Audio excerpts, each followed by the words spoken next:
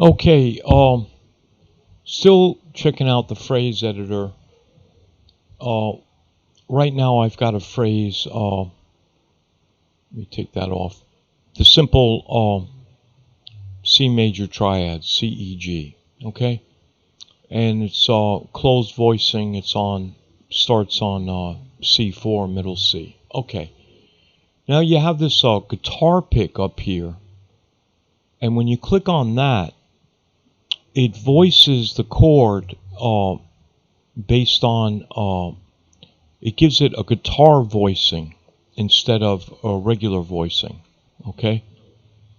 And in order to hear that, what that's really going to sound like, you go over to your track here, and you right click, and you want to select the instrument, okay? So I've got the general sound fonts, and under that I have the presets. I've got all these instruments, so I go to guitar, and I'll do clean guitar, okay?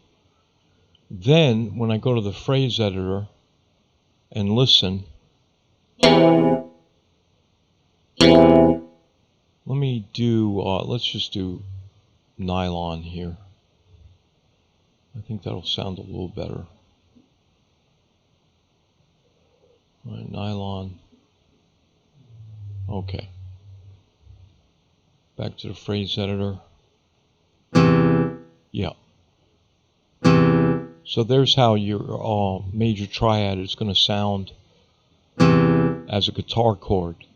That's terrific. What a nice feature. So all you got to do is just click on this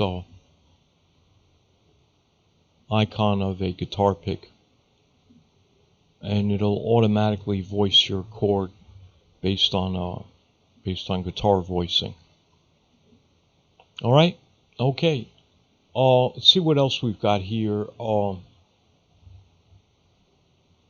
Some of these things are self-explanatory. You can, you can change the snap for this grid. I could change the grid to just 1/4 notes. Okay, you see the highlighting go away.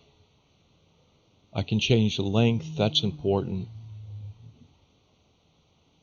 And by the way, you can scroll. I think if you hold the control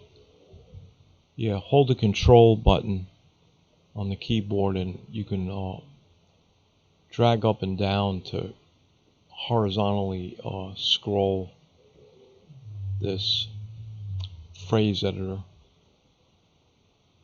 I'll go back to 4 beats. You have these view options. This can be really handy. We haven't gotten into it yet, but there's 4. If you look at this note mapping drop down menu, you can see there's 4 different types of mapping. There's scale note, chord note, bass note, and absolute note.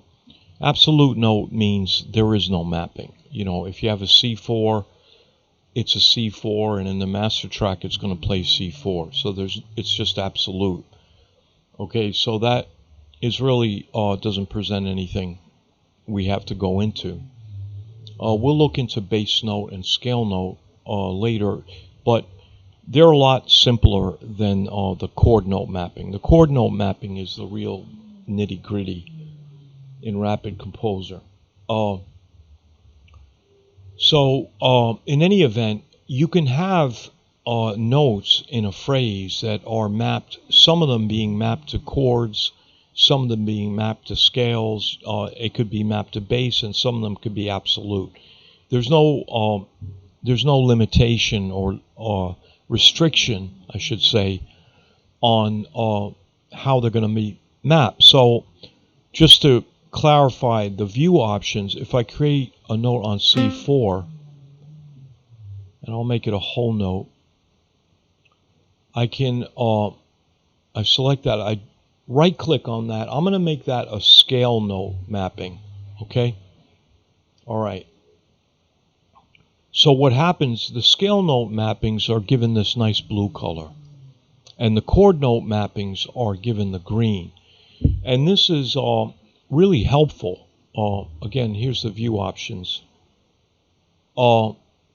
I can choose not to shade at all, but I'm going to use color notes by note kind, chord, scale, bass, or absolute.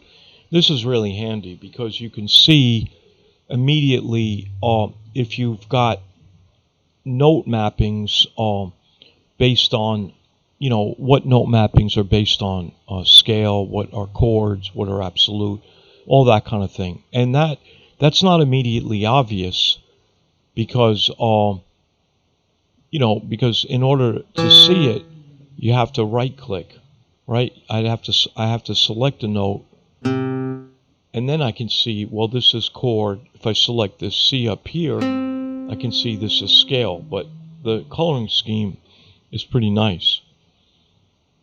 Now there is another easy way to see it between chord note mapping and scale mapping, and that is if you look on the note, the scale note mappings have Roman numerals 1 through 7, and the chord note mappings have these ampersands and the first note of the scale, the second, the third, fourth, fifth, sixth, 7, okay, going up to a 13th. So we can see the difference that way, but the coloring is easier to spot for sure. All right. Okay, see you in the next video.